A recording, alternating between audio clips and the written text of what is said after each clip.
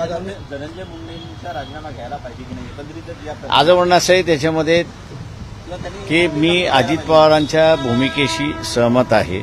याचं कारण असं आहे की कोणीतरी आरोप करते तुमच्यावरती की अमुक आणते वर्तमानपत्र आणि टीव्ही असणाऱ्या सगळ्या गोष्टी चालवते.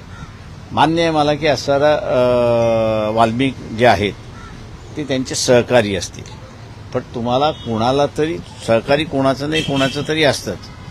तिथे असणारा धनंजय मुंडे यांचा रोल आहे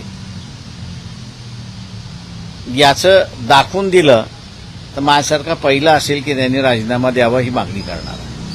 पण तुम्ही ज्यावेळेस त्यांचा रोलच दाखवत नाहीये, फक्त मित्रत्वाचं नातं दाखवताय, कार्यकर्त्याचं नातं ज्यावेळेस दाखवताय किंवा यांचे सगळे पैसे सांभाळणार आहे असंही तुम्ही ज्यावेळेस दाखवताय, मान्य वेगवेगळे रोल्स आहेत, पण त्या खुनाच्या इश्यूमध्ये मुंडेंचा रोल आहे का हा मला वाटतं त्याच्यातला महत्वाचा आहे असं मी त्या ठिकाणी मानतो. नाही, मी समर्थनही करत नाहीये.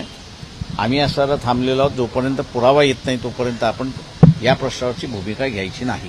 बाळासाहेब या प्रकरणात एकंदरीत पंकजाबंधूंनी म्हटलं होतं की वाल्मिकांना कराडाशिवाय धनंजय मुंडेंचं पान पण आलं. राजकीय एकंदरीत ते असेल ना. माझं मोठं होणं शक्य आहे. माझं म्हणणं असं आहे की आपण जे म्हणताय ते बरोबर असेल किंवा पंकजा मुंडे म्हणतायत तेही बरोबर असेल की त्यांच्याशिवाय पान हलत नाही.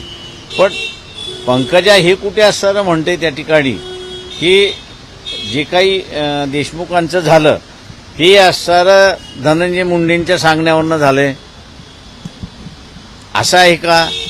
असं ज्या दिवशी त्या ह्या स्टेटमेंट करतील त्या दिवशी आम्ही असणारा आमची भूमिका आम्ही जी घेतलेली नाही किंवा आजही मी आता म्हटलोय की आम्ही काहीच भूमिका घेतलेली नाही.